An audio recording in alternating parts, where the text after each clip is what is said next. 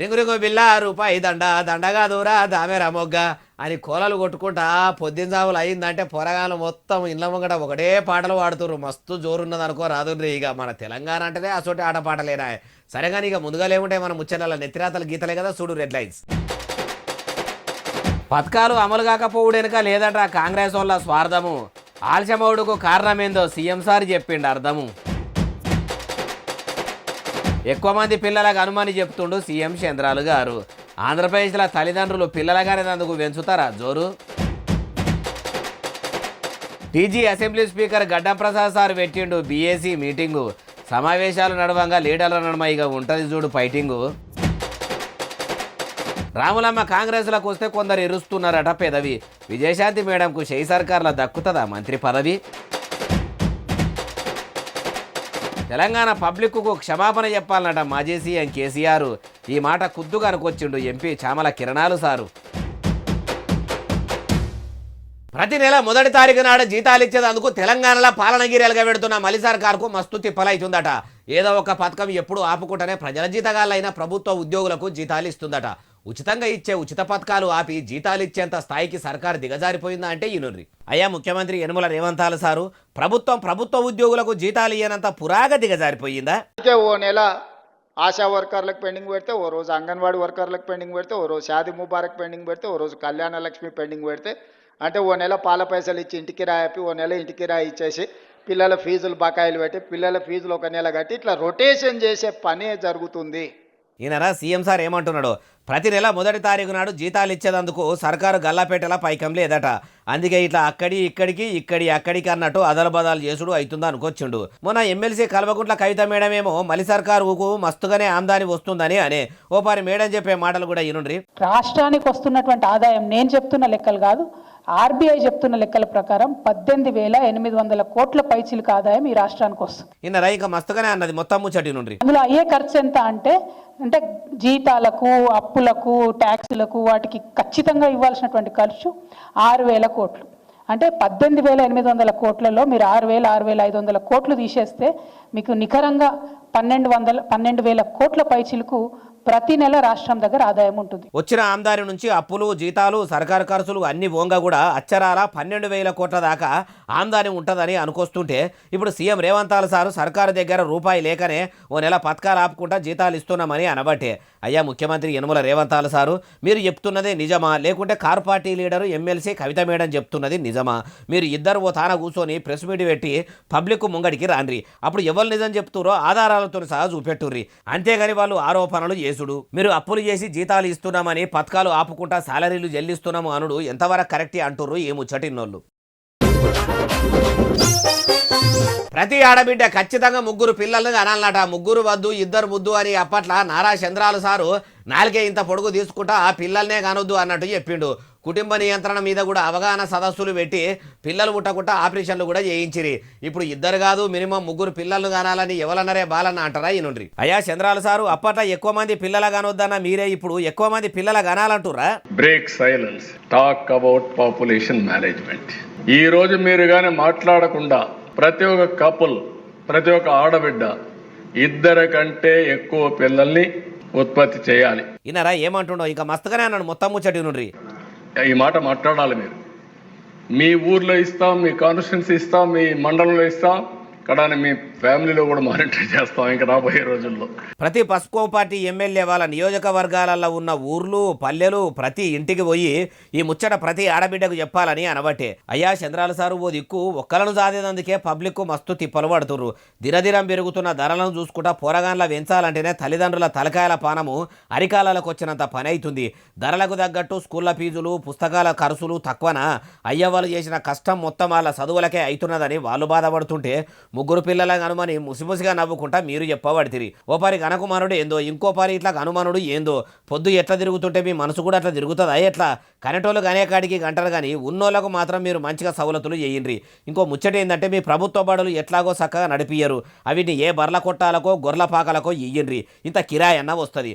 Private స్కూళ్లకు మీరే పిల్లల ఫీజులు చెల్లించి ముసలోళ్లకు పింఛనిచ్చినట్టు, వికలాంగులకు పింఛనిచ్చినట్టు ఫీజుల కానును కూడా పట్టుకరాండ్రి. ఆరోగ్యశ్రీ పథకం కింద ప్రైవేటు దవాఖానాల ట్రీట్మెంట్ అందిస్తున్నట్టు బడి పిల్లలకు కూడా ఫీజు బంధు అనో ఫీజు శ్రీ అనో బడి రుణం అనో ఏదో పథకం పేరు పెట్టి ప్రభుత్వం నుంచే ప్రతి ఏడాది ఫీజులు చెల్లిస్తారంటే ఒక్కొక్కరు ముగ్గురిని ఏం కర్మసారు డజన్ మంది పిల్లల గాని ఇంటికో క్రికెట్ టీంనే తయారు చేస్తారు అంటుండ్రు ఈ ముచ్చటిన్నోళ్ళు. తెలంగాణ ముఖ్యమంత్రి యనుమల రేవంత్ సారు ఢిల్లీకి పోయిండట. కాంగ్రెస్ అధిష్టానం సీఎం సార్ను కలిసేందుకు కూడా టైం ఇస్తలేదు. రాహుల్ గాంధీ సార్ దగ్గరికి కూడా రానిస్తలేడని అందరూ అంటుంటే నా ఇజ్జత్ మొత్తం పోతుంది. నేను పంపిన ఎమ్మెల్సీ అభ్యర్థుల లిస్టును కాకుండా వేరేటోళ్లను ఎందుకు ఎంపిక చేసినని అడిగేతందుకు పోయిండా. సుధాం పారి చలో ఢిల్లీ. ముఖ్యమంత్రి యనుమల రేవంత్ సారు ఢిల్లీకి ఎందుకు పోయిండంటే కేంద్ర విదేశాంగ మంత్రి జైశంకర్ సార్ను కలిసేదందుకు. ఇప్పుడు పని కట్టుకొని మరి విదేశాల మంత్రిని ఎందుకు కలుసుడు అంటారా? ఎందుకో కాదు, ఫోన్ ట్యాపింగ్ కేసులో నిందితులుగా ఉన్నోళ్ళు బయట దేశంలో ఉన్నారు కాబట్టి వాళ్ళని తెలంగాణకు పట్టుకొచ్చేటట్టు మీరు ఇషారా చేయాలి. అప్పట్లో కారు పార్టీ ఏలుబడేలా ఫోన్ ట్యాపింగ్ పెద్ద ఎత్తున చేసిర్రు. ఎవరి మీద నన్న అనుమానం ఉంటే కేసీఆర్ సారు ఫోన్లో ట్యాపింగ్లు చేయించుకుంటా ఎవరిని ఎన్ని గోసలు పెట్టాలనో అన్ని గోసలు పెట్టిండు. ఆ కేసులో అసలు సూత్రధారి బయట దేశంలోనే ఉన్నాడు కాబట్టి ఆయన బయట దేశం నుంచి భారతదేశానికి రప్పినరని అని అడిగిండా అంటే అడిగే ఉంటాడు. ఆయన అట్లా అన్నాక ఈయన కూడా అనుకుంటూ ఊకుంటాడా? మీరన్నట్టే రప్పిస్తా అని కేంద్ర మంత్రి సార్ కూడా అన్నాడా అంటే అనే ఉంటాడా అంటారు. అట్లనే గల్ఫ్ దేశం పోయి బాధపడుతున్న తెలంగాణ పబ్లిక్ గురించి కూడా మీరు జర సోంచాయించాలి. వాళ్ళ బాధలు వాపేటట్టు భారత్ సర్కారు పనిచేయాలని అన్నాడట. చూడాలి మరి సీఎం రేవంత్ సార్ చెప్పినట్టు విదేశాంగ మంత్రి జైశంకర్ సారు కలగజేసుకొని ఫోన్ ట్యాపింగ్ కేసుల నిందలు మోసుకుంటా బయట దేశంలో ఉంటున్నోళ్లను భారత్కు పట్టుకొస్తారా? రేపగల ఏమైతుందో, తెలంగాణలో కారు పార్టీ పరిస్థితి ఎట్లుండబోతున్నదో, మాజీ సీఎం కేసీఆర్ సార్ను జైలుకు పంపే పని పెట్టుకుంటారా అంటే ముంగడ తెలుస్తుంది అంటారు ఈ ముచ్చటిన్నోళ్ళు. అసెంబ్లీ స్పీకర్ గడ్డం ప్రసాద్ సారు బీఏసీ మీటింగ్ పెట్టిండు. ఆ మీటింగ్కు తెలంగాణ ముఖ్యమంత్రి Yanamala Revanth sir, car party లీడర్లు, కమలంపువ్వు పార్టీ లీడర్లు, కాంగ్రెస్ పార్టీ లీడర్లు అందరూ హాజరు పడ్డారా? అసెంబ్లీల సమావేశాలు ఎన్ని దినాలు ఉండబోతున్నాయట అంటే ఏమో మరి అన్ని ముచ్చట్లు కూడా మనం కూడా అరుచుకుందాం పరి. తెలంగాణ అసెంబ్లీ బడ్జెట్ సమావేశాలు మార్చి 27 తారీఖు దాకా పెట్టాలని బీఏసీ మీటింగుల స్పీకర్ గడ్డం ప్రసాద్ సార్ నిర్ణయించిండట.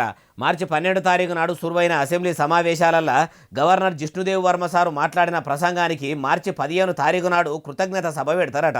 మార్చి 17 తారీఖు నాడు ఎస్సీ వర్గీకరణ మీద చర్చ పెట్టి ఎట్లా చట్టం చేస్తే మంచిగుంటది, మళ్ళా లొసుగులు ముసుగులు లేకుండా ఎస్సీ వర్గీకరణ బిల్లు పాస్ అయ్యేటట్టు చర్చ నడుపుతారట. అట్లనే మార్చి 18 తారీఖు నాడు బీసీ కులగణన రిజర్వేషన్ల మీద కూడా అసెంబ్లీలోనే చర్చ పెట్టి దాన్ని ఎట్లా చట్టబద్ధం చేస్తే మంచిగుంటదని మాట్లాడతారట. మార్చి 19 తారీఖు నాడు అసెంబ్లీలో ఉప ముఖ్యమంత్రి కం పైసల మంత్రి మల్లు బట్టి విక్రమార్క సారు బడ్జెట్ను ప్రవేశపెడతాడట. మార్చి 21 తారీఖు నాడు బడ్జెట్ మీద చర్చ పెడతారట.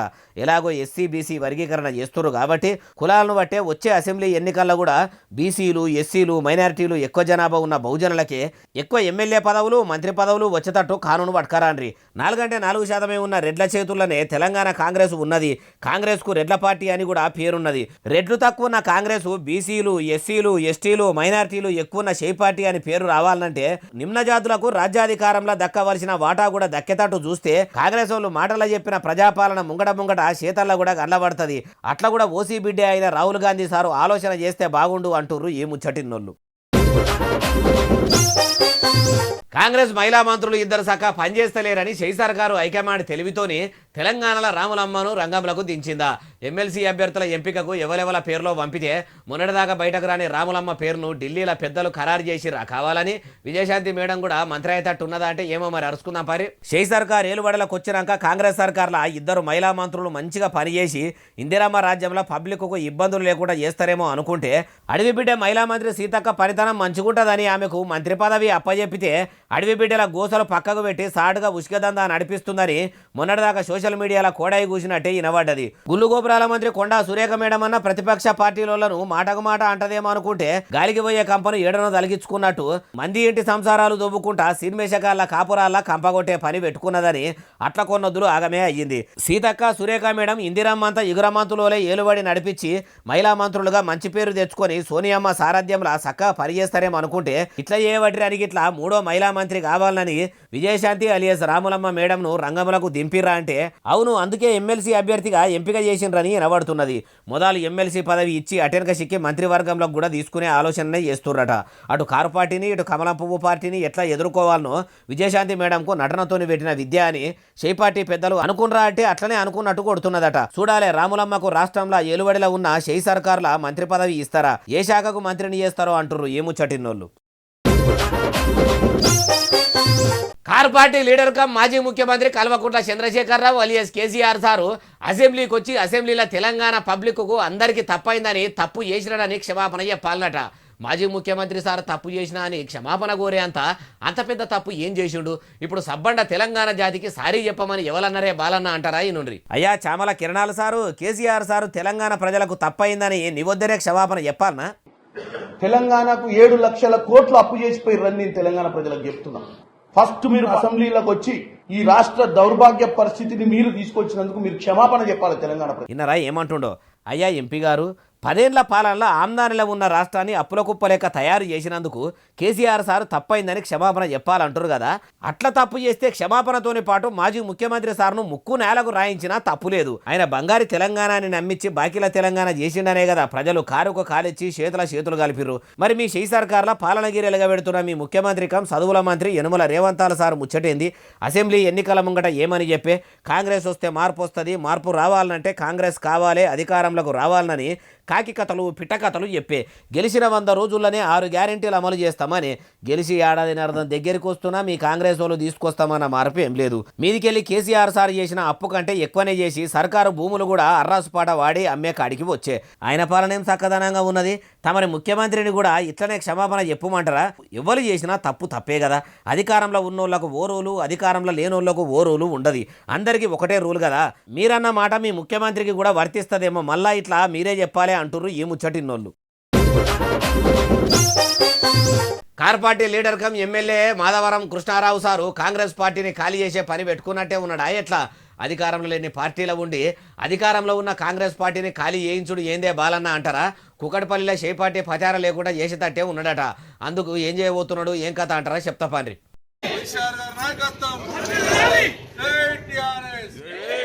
అగో చూసినరా షేర్లింగంపల్లి ఐదర్నగర్ డివిజన్లో ఉన్న 100 మంది కాంగ్రెస్ పార్టీ కార్యకర్తలను మెడలోంచి కండువాలు కప్పి కారు పార్టీలకు గుంజుకుంటున్నాడట. కుకట్పల్లిలో షెయి పార్టీ పతార ఓడగొట్టి కాంగ్రెస్ వాదాన్ని ఓడగొట్టి బీఆర్ఎస్ పార్టీని బందోబస్తు చేసే పనిలా బందోబస్తుకు ఉన్నాడట. అయ్యా కృష్ణారావు సారు ఓదికు కార్ పార్టీని పబ్లిక్ ఎవ్వరు దేక్తలేరు అంటే మీరు ఇట్లా పని కట్టుకొని మరి మీ గులాబీ పార్టీలకు తీసుకున్నాడు ఎందుకు? మొదలు కాంగ్రెస్ కార్యకర్తలను కారు పార్టీలా కలుపుకున్నాడు కాదు సారు. మిమ్మల్ని నమ్మి ఓట్లేసిన పబ్లిక్కు ప్రభుత్వం తరఫున అందవలసిన ఫలాల గురించి ప్రయత్నాలు చేయండి. తమరు ఎన్ని మాటల కుకట్పల్లిలో ఎమ్మెల్యే గెలిచినా కానీ ఇప్పటికీ ఎనుగుల చిప్ప ఎనుగులనే అన్నట్టు ఉన్నదట మీ నియోజకవర్గంలో. ముందుగాల మీరిచ్చిన హామీలు నిలబెట్టుకుంటే ఈ 100 మంది ఏం కర్మ సారు? నియోజకవర్గమే తమరి చేత చెల్లలు కప్పించుకునేందుకు మీ ఇంటి ముంగట లైన్లు కడతారు, గాయుగురం చేయరాదుండ్రి అంటుర్రు ఏ ముచ్చటిన్నోళ్ళు. 100 కాదు 200 కాదు 1000 కేసులు హైడ్రా ఆఫీస్కు వస్తూనే ఉన్నాయట. అక్రమంగా కట్టడాలు కడుతున్నారని ఫిర్యాదులు అందుతూనే ఉన్నాయట. హైడ్రా ఆఫీసుకు పోయి పబ్లిక్ పిటిషన్లు ఇస్తూనే ఉర్రట. తెలంగాణ రాష్ట్రంలో అన్ని అక్రమాలు జరిగినాయా? గత 10 ఏళ్లలో భూములను అంతగానం కబ్జాలు పెట్టినా అంటే అవునట. హైడ్రా ప్రజావానికి వచ్చి అక్రమ కట్టడాల మీద ప్రజలు ఫిర్యాదుల మీద ఫిర్యాదులు చేస్తుర్రు. ఒక ప్రజావానికే కాదు హైడ్రా ఆఫీస్కు వచ్చి ఎప్పుడు పడితే అప్పుడే పిటిషన్లు ఇస్తుర్రట. ఇప్పటి వరకు హైడ్రాకు వచ్చిన పిటిషన్లలో 10,000 కంటే ఎక్కువనే పెండింగ్లో ఉన్నాయట. పట్నంలో వెనకట ఉన్న చెరువులను సాగు చేసే పని పెట్టుకున్నప్పుడు అక్రమార్కులు చేసిన అడ్డగోలు అక్రమాలు బయటపడుతున్నాయట. పబ్లిక్ కూడా హైడ్రా ఆఫీస్కు వచ్చి అక్రమార్కుల పని చేయాలని ఫిర్యాదులు ఇస్తుండ్రని కమిషనర్ రంగనాథ్ సార్ అనుకొచ్చిండు.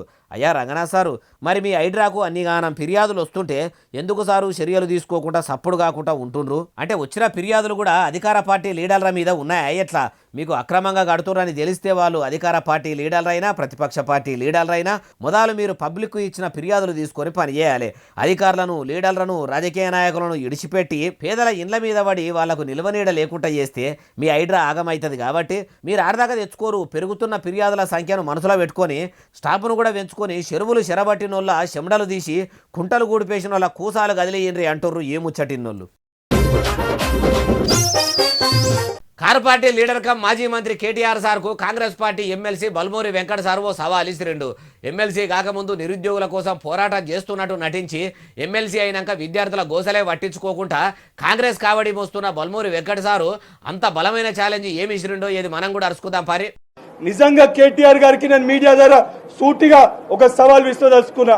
ఆలస్యం ఎందుకు సారు చెప్పుర్రి ఆ సవాల్ ఏందో. నిజంగా మీకు చిత్తశుద్ధి ఉంటే మీ 10 ఏళ్ల మీ పరిపాలనలో మీరు ఏం చేసిర్రో మీరు చర్చకి రండి. మా 15 నెలల పరిపాలనలో మా ప్రభుత్వం ఏం చేసిందో మేము చెప్తాం. ఇన్నరా బలమూరి వెంకట సారు ఏమంటున్నాడో బలిమేటికి. అయ్యా ఎమ్మెల్సీ వెంకట సారు, మరి 10 ఏళ్ల పాలనలో కేసీఆర్ సారు పాలన చక్కగా లేకనే కదా సారు మార్పు తీసుకొస్తామంటే మీ కాంగ్రెస్ వాళ్ళ మాటలు నమ్మి ప్రజలు మీ చెయ్యికి ఓట్లేసి అధికారంలోకి తెచ్చిర్రు. గెలిచిన 100 దినాల్లోనే 6 గ్యారెంటీలు అమలు చేస్తామన్న మీకు కూడా ప్రజలు సవాలు ఇసురుతుర్రు, మీరు కూడా స్వీకరించుర్రి. ఆ సవాలు ఒక్కడిగా సార్ చాలానే ఉన్నాయి. అవి ఏంటి అంటే మహిళలకు నెలకు 2500 చొప్పున ఇస్తామన్న 2500 రూపాయలు ఇంకెన్ని నెలకి ఇస్తారు. రైతు రుణమాఫీ అందరికీ అని కొందరికే వేసి ఎందుకు చేతులు దులుపుకుర్రు. రైతు భరోసా పైకం ఎప్పటి నుంచి ఒకటే పారి అందరికీ వేస్తారు. పెంచుతామన్న పింఛన్ పైసలు ఎప్పటి నుంచి ముసలోళ్లకు వేస్తారు. గురుకులాల్లో మంచి బువ్వ ఎప్పుడు పెడతారు. ప్రభుత్వ బడుల బాత్రూంల సవలతులు ఎప్పుడు చేస్తారు. ఇట్లా ఎప్పుకుండా పోతే ప్రజలు మీతోని కూడా ఛాలెంజ్లు బాగానే కడతారు. దానికి కూడా మీరు సై అంటారా? అయినా మీ సవాళ్లతోని ఊదుగాలది పీర్లేవది. ప్రజల సమస్యలు తీర్చుడు మీద కాయసి పెట్టుండే సారు అంటుర్రు ఈ ముచ్చటి ఇన్నోళ్ళు.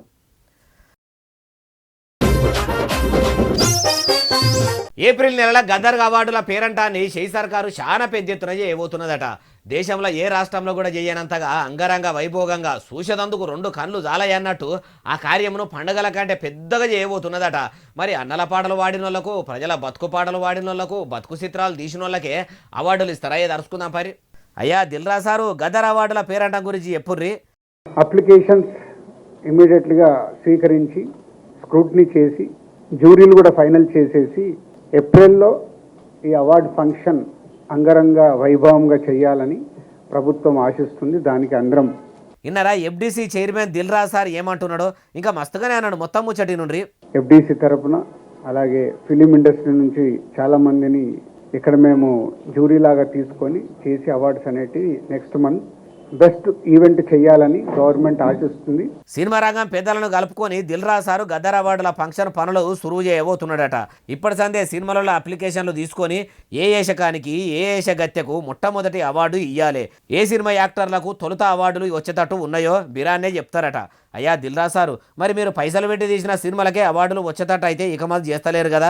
తెలంగాణ యాస, భాష, మాట, ముచ్చట, కట్టుబాట్లు, పండుగలు, పబ్బాలు మంచుకున్న సినిమాలకే అవార్డులు వచ్చేటట్టు చెయ్యండి. అట్లా చేయకుండా ప్రజలకు అక్కెరకు రాని కొట్టుకునుడు, గుద్దుకునుడు, తన్నుకునుడు, సభ్య సమాజాన్ని జడగొట్టేటట్టు ఉన్న సినిమాలకు కురస బట్టలు వేసుకొని ఎండి పరద మీద అందాలు ఒలకబోసే ఏషగత్తెలను కూడా ఎంపిక చేయకున్రి. గద్దరు అంటేనే గరీబుల గలము, యుద్ధనౌక అంటేనే ప్రజల బతుకుపాటల బాటసారి. అసొంటి మనిషి పేరు మీద ఇచ్చే అవార్డులు అన్ని దిక్మల్ల సినిమాలకు ఇస్తీరా అంటే గద్దర్ను అవమానించినట్టే అవుతుంది. అట్లా కాకుండా తెలంగాణ బతుకు చిత్రాలు ప్రజల బతుకులను ఎండిపరద మీద చూపెట్టిన వాళ్ళకు, పాటగాళ్లకు, ఆటగాళ్లకు ఇస్తే గద్దర్ సారు పేరును నిలబెట్టిన వాళ్ళు అవుతారు. మీరు అట్లనే ఇస్తారనుకుంటారు సారు ఈ ముచ్చటిన్నోళ్ళు. చదువుల శాఖ తెలంగాణలోనే తెర్లు అయ్యింది అనుకుంటే ఇప్పుడు ఏపీలో కూడా సత్రోలు అయ్యిందట. ఆంధ్ర యూనివర్సిటీలో అన్నం సకాయ పెడతలేరని స్టూడెంట్స్ మొత్తం అర్ధరాత్రి రోడ్డు మీదకి వచ్చి గిన్నెలు పట్టుకొని లొలియేసిర్రు. ఏపీలో చదువుల శాఖను ఎలగబెడుతున్నామని చదువుల మంత్రి లోకేషన్ సారు లొడలొడ చెప్పుతుంటే కూడా లొల్లెందుకు అంటారా? ఇక చూడుండ్రి. అగో సూచనరా, వైజాగ్లున్న ఆంధ్ర విశ్వవిద్యాలయంలో చాలా దినాల సంధి బువ్వ సకాయ పెడతలేరట. పంక పార్టీ ఏలుబడిలనే పట్టించుకోలేదంటే కూటమి సర్కారు ఏలుబడిలకు వచ్చినాక కూడా కూడు సకాయ పెడతలేరని స్టూడెంట్స్ మొత్తం ఇట్లా యూనివర్సిటీ ముంగట లొల్లికి దిగిర్రు.